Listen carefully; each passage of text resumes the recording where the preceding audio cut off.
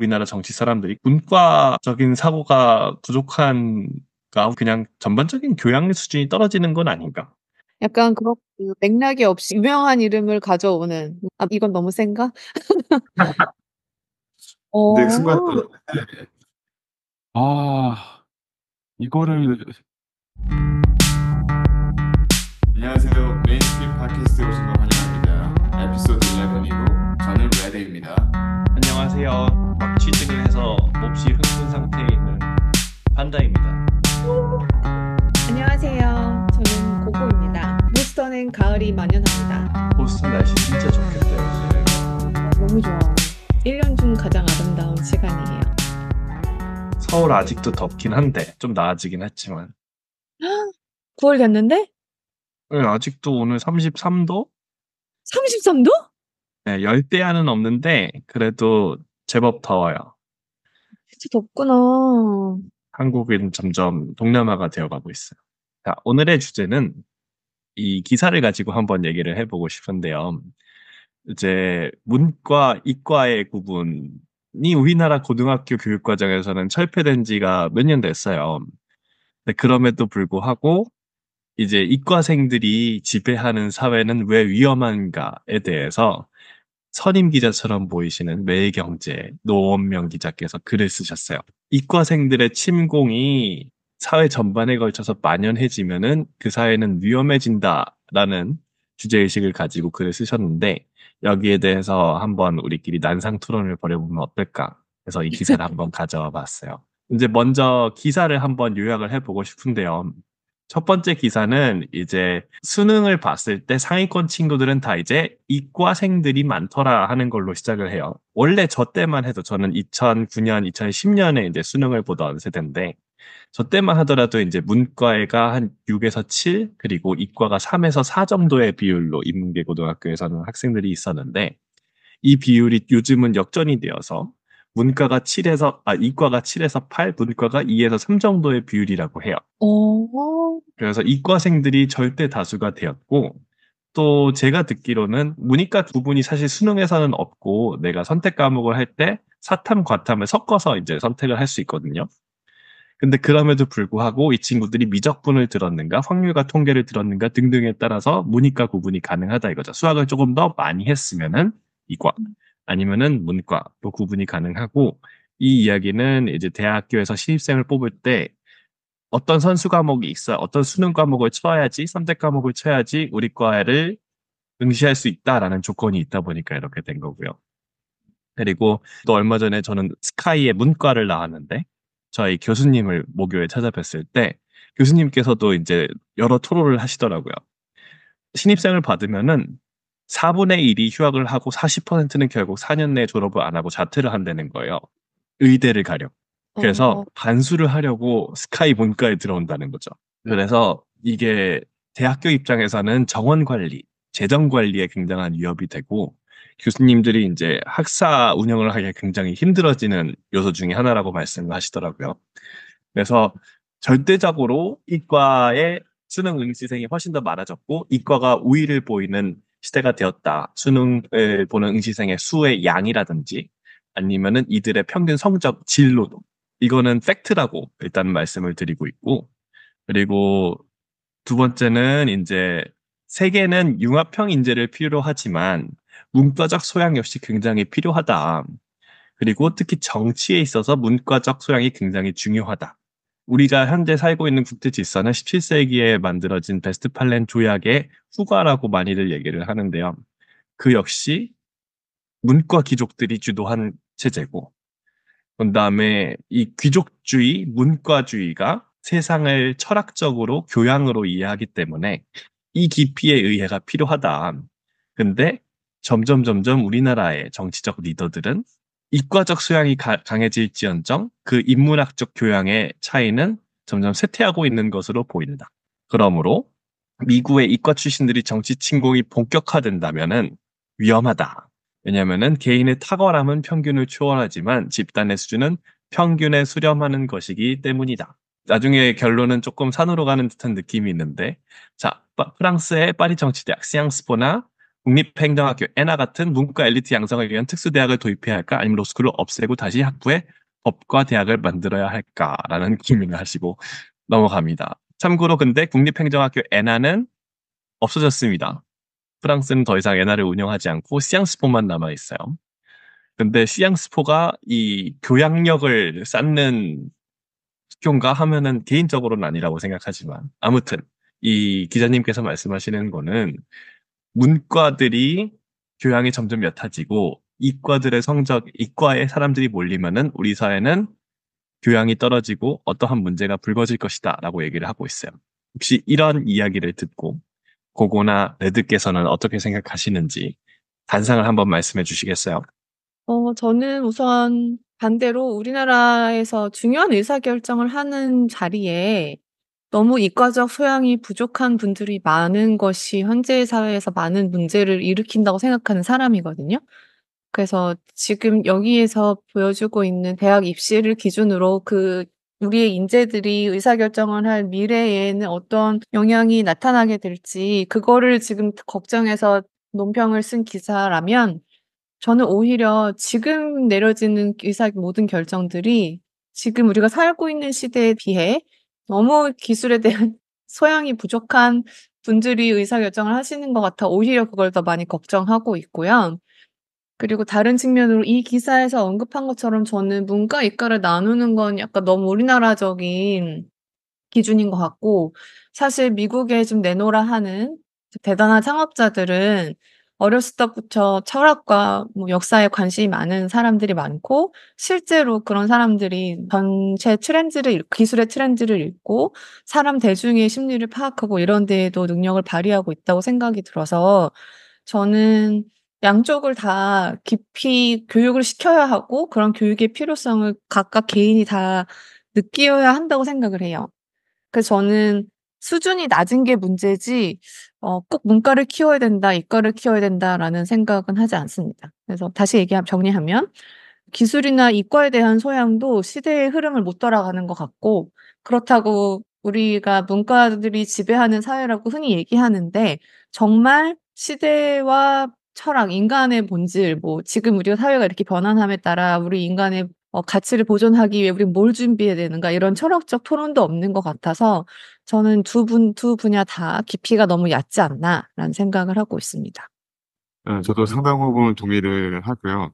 제가 이쪽 분야에 대해서 엑스퍼티스는 없는데 왜 그러면 한국은 처음부터 문과, 이과를 나눴을까? 뭐 처음부터? 아니죠. 왜 지금은 어, 상당 기간 동안 나눴을까라는 걸 생각해 보면 그냥 추측이긴 합니다만은 약간 한국 사람들의 특성 중에 하나인 uncertainty avoidance가 강해서였을 것 같아요.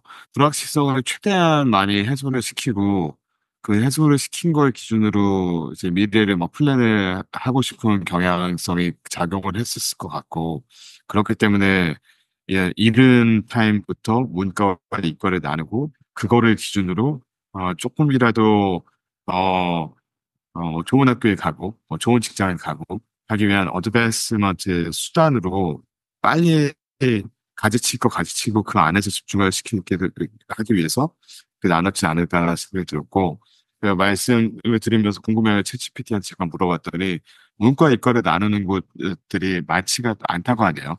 여기서 나오는 파리 얘기는 오히려 문과, 이과 나눴다기보다 문과 이렇게 뭐 잘해야 된다라는 얘기로 약간 결이 다를 수 있긴 한데, GPT가 얘기를 하기로는 일본, 한국, 중국 그리고 독일 정도가 그렇게 한다. 이렇게 나눈 나라들이 잘 없다라고 얘기를 하거든요. 근데 결국에는 나누고 나서도 문과, 이과 뭐 크로스오버로 중요한 소양들 갖출 수 있는 환경이면은 나눠서 또 잘 작동이 되겠지만 지금은 현재는 그렇지 않은 상황이다 보니까 왜 이렇게 처음부터 나눈 것 자체 나눴을 때부터 어떤 식으로 앞으로 운영을 해야 될지에 대한 생각이 좀 부족했지 않았을까라는 게 좀 드네요. 약간 저 조금 추가하면 개인적으로 저의 백그라운드를 설명드리면 저는 학부에서 전자공학 전공했고 경제학도 이중 전공을 같이 했거든요. 그리고 석사 전자공학 했고 얼마 전에 MBA를 했으니 약간 그나마 그래도 양 전공에서 세상을 어떻게 이해하는지에 대한 이해가 있는 것 같아요. 그래서 저는 개인적으로 대학 시절에 두 전공의 세계관을 양쪽을 다 경험하는 것이 제 인생을 사는 데 되게 큰 도움이 됐거든요. 뭐 하나의 예를 들어 보자면 그 전자공학이 특히 반도체는 양자 물리학부터 시작해 가지고 그 우리가 알 수 없는 확률을 정의해서 반도체 스테이터를 정하고 그거를 스케일링업하는 모든 기술적인 펀더멘탈을 가르치는 게 전자공학이라고 제가 서머리할 수 있을 것 같고, 그리고 다 아시는 것처럼 경제학은 정치 경제에서 출발을 했고 그 인간이 모여서 어떻게 사회의 부를 옵티머를 베네핏을 극대화할 수 있는지에 대해서 바름업 탑다운 방식으로 시스템 옵티마이제이션 하는 게, 저는 그게 경제학에서 풀고자 하는 문제인데 다른 인간에 대한 관심으로 그 문제를 해결하는 것 같아요. 공학은 똑같은 문제를 다른 방식으로 푸는 효율적인 방식으로 푸는 학문이라고 생각을 하고요. 그래서 저는 인생을 사는 방식을 경제학에서 또 많이 배우고 제 인생에도 영향을 많이 미쳤다고 생각을 하는데, 얼마 전에도 그때 예일대일 학생을 다니고 있는 영어 튜터가 저한테 이런저런 걸 막 물어보다가 자기한테 추천해 주고 싶은 게 뭐가 있냐고 해서 "그럼 경제학을 공부해라."라고 얘기를 할 정도로, 저는 전공이 전자공학이지만 저의 세상을 이해하는 그 관점에는 경제학이 되게 영향을 많이 미쳤었었고, 그래서 이렇게 전공을 구분하면 공대생이 경제학에 관심을 가지면 "왜?" 약간 이런 식의 반응을 보였던 것 같아요. 근데 이제 우리는 앞으로 챗GPT가 우리를 도와주기도 하고 궁금한 무엇인가에 대해, 그리고 세상을 이해하는 방식에 대해 최대한 많은 렌즈를 우리가 필요에 따라 쓸 수 있으면 좋지 않을까라고 개인적으로는 생각합니다. 혹시 문과와 이과가 구분을 우리는 하지만 습관적으로 하지만 실제로 이게 의미가 있는 구분이라고 생각하시나요? 저는 개인적으로 사람마다 그 생각하는 방식이 좀 발달한 게 다른 건 있는 것 같아요. 근데 그게 왼손을 잘 쓰냐 오른손을 잘 쓰냐인 것처럼 나한테 효과적인 방법이 무엇이냐이지, 사실 본질을 탐구하고 싶은 거잖아요. 진리가 우리를 자유케 하는 것처럼. 그래서 그거를 다다른 데 있어서 자기가 좀 더 세상을 잘 이해하고 나한테 핏이 잘 맞는 그런 방식을 찾아서 효율적으로 이해하기 위함인 거지, 그거를 구분함으로써 나의 생각을 제한시킨다면, 예를 들어 나는 이과니까 이렇게 생각하는 게 당연해. 문과는 이래." 그렇게 한다면 우리가 스스로 그 트랩에 갇히는 게 아닐까라는 생각이 들어요. 저는 약간 이건 약간 오류가 좀 있는 것 같아요. 이게 문과, 이과 나누는 게 이 효과가 있느냐 없느냐라는 것 자체가 그렇게 볼 프레임이 아닌 것 같아요. 예를 들어서 외집단 동질화, 내집단 동질화 같은 게 일어날 수 있다고 생각이 되는데, 내가 이제 문과라면은 문과는 원래 이렇잖아, 뭐 이과는 이렇잖아라고 이분법적으로 얘기를 하는 건데, 근데 그렇게 하기 굉장히 어렵잖아요. 뭐 특정 일들에 대해서 뭐 성향에 대해서 스탠다드 디비에이션을 만들면은 어느 정도 이과가 이렇다 문과가 이렇다라는 걸 보일 수는 있긴 하겠지만, 진짜 안에를 뚫어보면은 그게 다 전부 다 적용이 될 수 있느냐라고 하면은 절대 아닐 거다라고 거의 모든 사람들이 동의를 할 것 같거든요. 그래서 제 생각에는 문과, 이과를 나눠서 생각하는 것 자체가, 그 사람들한테 문과예요, 이과예요라고 물어보고 그 답을 받았을 때 프로세싱을 하는 것 자체가 빨리 판단을 하기 위해서 그냥 문화적으로 물어보는 경향들이 있는 것 같긴 한데, 한국에서는. 네, 오류도 굉장히 많다라고도 생각이 좀 됩니다. 저의 이야기를 좀 덧붙이자면 저는 완전 문과라고 제가 생각을 하고 있었는데, 사실은 경제학을 하는 사람의 입장으로서, 경제학적 사고를 하는 사람의 입장으로서 이게 과연 문과적 사고일까? 하면은 꼭 문과적 사고라고 생각하진 않거든요.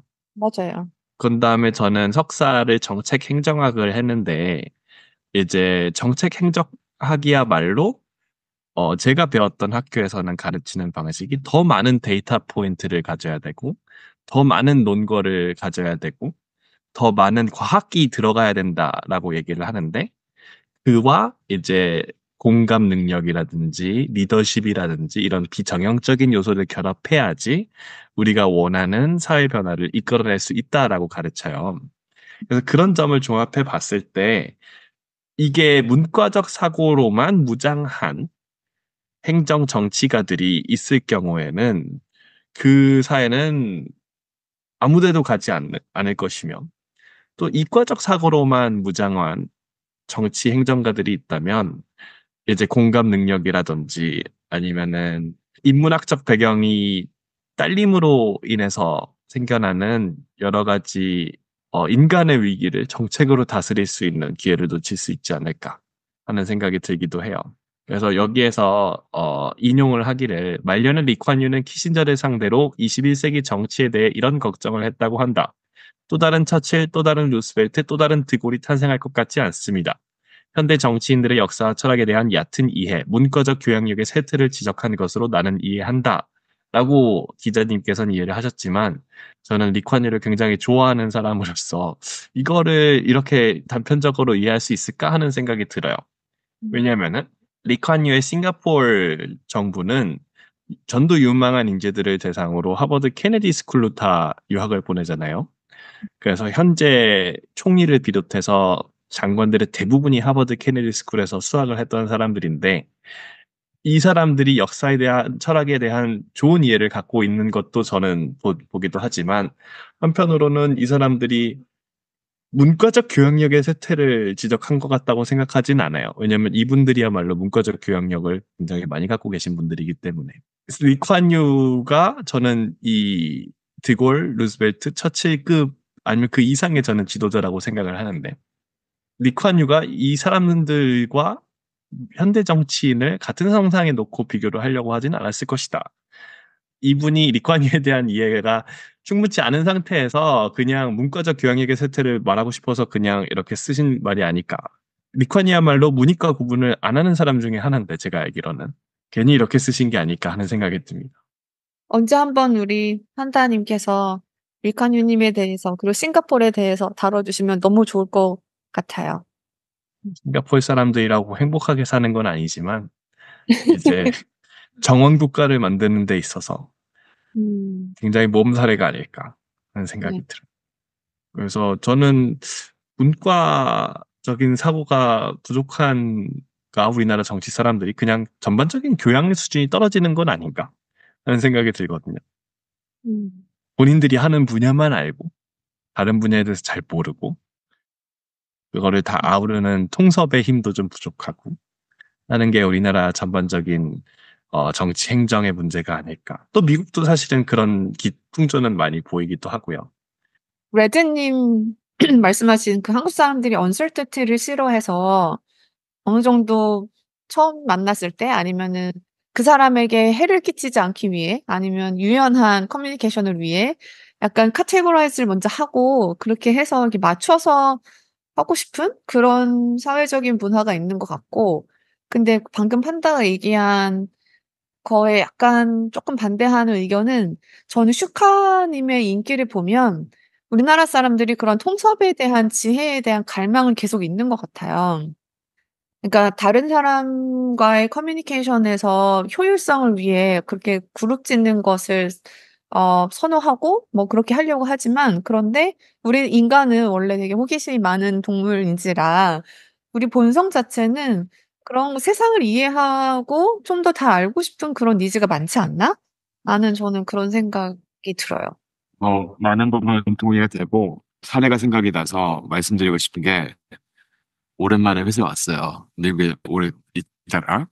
근데 회사에 와서 새로운 사람을 만났는데 근데 그분이 굉장히 저에 대해서 알고 싶어 하는 그런 뉘앙스로 물어봤던 첫 질문이 이거였어요.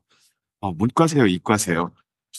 근데 그 순간 아, 이거를 일단 대답을 하고 싶지가 않고 그리고 내가 이거에 대해서 문과입니다, 이과입니다라고 대답을 했을 때 그러면 이 듣는 사람들은 어떤 익스펙테이션을 가질까? 나는 그걸 내가 원하는 걸까? 그리고 내 자신을 봤을 때 나는 문과인가 이과인가라고 생각했을 때 나는 내 자신을 클래스파이 할 수 있는가? 등등의 생각이 조금 들더라고요. 굉장히 간단한 질문이지만 그 생각을 많이 하게 만든 질문이었어요.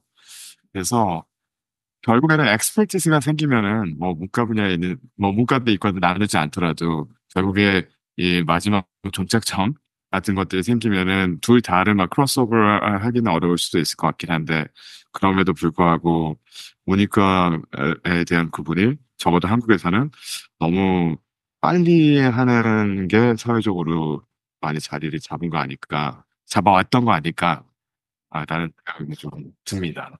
그것도 있는 것 같아요. 맞아. 이과생들은 요즘은 아마 안 그럴 텐데 옛날까지만 해도 약간 영어 못해도 괜찮을 것 같은 그런 한계를 스스로 짓기도 하고 그리고 문과분들은 막 뭐 문송합니다라는 단어를 사용하면서 약간 좀 더 깊은 기술의 이야기가 나오면 그냥 난 몰라도 괜찮을 것 같은 약간 그렇게 좀 그런 풍조가 있었던 것 같고 근데 전 반대로 이걸 뒤집어 생각하면 제가 우리 얘기하면서 어떤 든 생각이 들었었냐면 저는 아시아 여자이기 때문에 상대방이 반대로 가질 수 있는 그러니까 내가 굳이 어떤 카테고리를 말하지 않아도 보이는 것으로 그러니까 그 구분 지어질 수 있잖아요. 어떤 타입 안으로. 그랬을 때 저는 반대로 그렇게 구분 지어지고 나한테 아이덴티파이 된 그 이름이 갖는 한계를 스스로 약간 내가 그렇지 않다라는 것을 증명하려고 했던 것도 있는 것 같아요. 우리가 문과라서, 이과라서 나도 모르게 사회에서 무의식적으로, 이건 괜찮아. 아니면 난 이렇게 더 해야 돼. 라고 생각한 부분을 거꾸로 내가 그렇게 타입 지어졌다면 스스로 그걸 좀 넘어야 한다고 좀 더 각성? 아니면 주의를 준다거나 아니면 그게 사회적으로 통용된 어떤 스테레오타입이 있으니 효과적으로 나를 그 상대방에게 잘 전달하기 위해선 반대로 그걸 뒤집어서 그게 가질 수 있는 사회적 기대에 좀 더 반대되는 이미지를 보여주는 방식으로 커뮤니케이션 하려고 했던 것 같아요. 저는 지금 되돌아 생각해 보면. 지금도 그러고 있는 것 같고. 사회에서 그러니까 한국뿐만 아니라 사회가 인간이기 때문에 효율화를 위해 우리가 알게 모르게 되게 구분짓는 무엇인가가 있는데 나 스스로는 그 한계 안에 스스로 갇히지 않으려고 노력을 해야 되고 또 반대로 상대방과 커뮤니케이션 할 때는 그 상대방이 나를 그 한계 안에 둘 수 있기 때문에 그거를 전략적으로 넘게 이미지 메이킹을 한다거나 커뮤니케이션을 하는 게 의미지 않을까라는 생각이 들었습니다.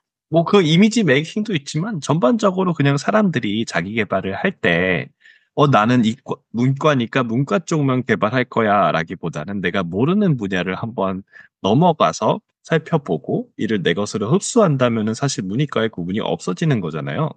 그런 식으로 결론적으로는 사람들이 좀 더 전방위적으로 전인적으로 교양을 쌓게 되면 되지 않을까 하는 생각이 들고요. 이 기자님께서 말미에 말씀하신 이 프랑스식 시앙스포나 에나 같은 문과 엘리트 양성소를 만드는 게 좋지 않다. 그러니까 그걸 만들어 보는 거 어떨까 하는 이야기는 저는 이 프랑스의 현재 정치 상황을 보시고도 그런 말씀을 하실까 하는 생각이 들거든요. 얘기해 주세요. 프랑스 정치가 우리나라 정치보다 낫다고 저는 생각하지 않는데 이거를 만들면은 우리나라 정치가 프랑스 수준이 되면은 더 안 좋은 게 아닐까 하는 생각이 들어서요. 이제 여기저기 짜집기를 하셨기 때문에 어쩔 수 없이 겪게 되는 인과관계의 부족을 드러내는 신뢰가 아닌가 하는 생각이 듭니다. 뭐 어떤 표현인지는 알겠는데 어떤 말을 하고 싶은지도 알겠는데 사실은 대안의 제시가 약했다고 저는 생각을 해요. 이 기사에서는. 약간 그 맥락이 없이 유명한 이름을 가져오는 뭐 리콴유의 쿼트도 그렇고 이건 너무 센가? 네, 좋은 비판인 것 같습니다. 그런 게 필요한 것 같아요, 저희. 이런 거에 대해서 생각해 볼 수도 있는 것 자체가 좋네요.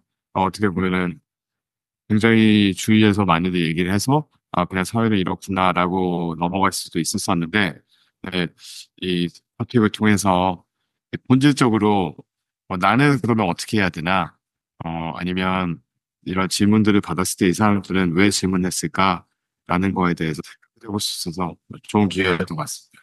너무 좋은 발제였어요. 이런 기사 같은 거를 하나둘씩 찾아서 그냥 우리의 시선을 덧대서 이야기를 해보는 것도 앞으로 좋은 포맷이 되지 않을까 생각합니다. 너무 좋습니다. 제 친구 중에 저는 시앙스포 친구들이 굉장히 많거든요. 프랑스 친구 중에. 근데 얘네들이 그렇게 이렇게 문과적인 소양이 풍부하다고 느껴지지도 않고 제 친구들이라서 그런 걸 수도 있겠지만 그렇다고 이 친구들이 이제 다른 외국의 좋은 학교를 다닌다는 친구들과 비교했을 때 더 뛰어나다고 느껴지지도 않고 그래서 이 친구들이 시앙스포를 나온 다음에 우리가 MBA를 하듯이 엔아로 가거든요. 국립행정학교로. 근데 그 엔아가 없어졌어요. 그 석사 이상의 과정이. 그래서 엔아가 점점 유명무실화 됐는데 이 변화를 못 끌고 가신다 이런 느낌이 이제 기사를 읽으면서 들었는데 프랑스 정치가 우리보다 좋았으면 프랑스 경제가 지금 그 모양이면 안 되잖아요. 올림픽을 그렇게 하면 안 되는 거잖아요.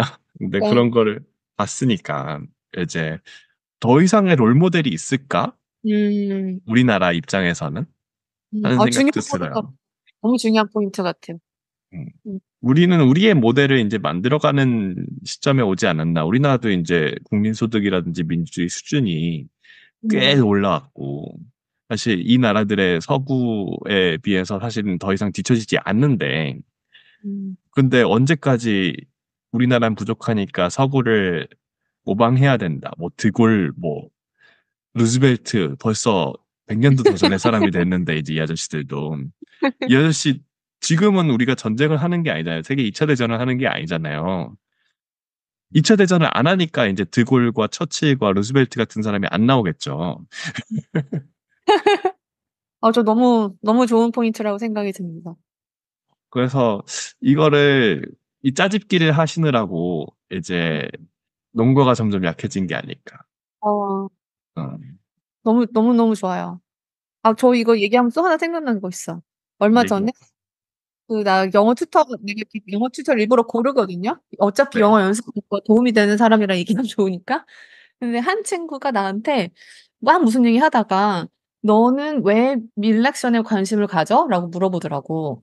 그래서 한 대답이 얼마나 좋은 타이밍이냐. 왜냐면 선거를 할 땐 그 사회가 가지고 있는 문제점이 일부러 되게 잘 드러난다. 그 전까지는 모두가 다 아무렇지 않은 것처럼 다 잘 지내고 있는 것처럼 이 사회가 문제 없는 것처럼 지나가는데 선거 기간이 되면 그 사회의 수면에 드러나지 않았던 문제가 되게 극대화되고 그리고 그걸 타겟해서 커뮤니케이션하는 방식을 보면 지금 어떠한 데모그래픽이 그 문제에 되게 고민하고 있고 어떤 커뮤니케이션이 그 사람들의 마음을 움직이고 이런 것들을 너무 압축해서 빨리 볼 수 있는 시간이기 때문에 나는 여기서 비즈니스를 하려는 사람으로서 당연히 그거를 관심을 가져야 된다고 생각을 한다라고 얘기를 했어요. 근데 이 이야기를 하기 전에 내가 받았던 느낌은 약간 막 "왜 정치에 관심을 가져?"라는 식의 반응을 보이더라고요. 그러니까 미국의 아이비리그에서 공부한다는 대학생들이지만 저는 그것도 약간 좀 의외였어요. 그래서 꼭 한국의 문제만이 아니라 '왜 정치에 관심을 안 갖지?'라는 저는 그런 의문이 거꾸로 들었는데 "너는 왜 정치에 관심을 가져?" 뭐 이렇게 질문을 해서 좀 놀랐습니다. 자, 오늘은 그래서 우리나라의 문과, 이과 구분이 얼마나 유효한 것이고 어떠한 문제점들이 있을까? 우리가 원하는 이상적인 사회는 어떨 것인가에 대해서 굉장히 두루뭉술하게 중구난방으로 이야기를 한번 해보았습니다.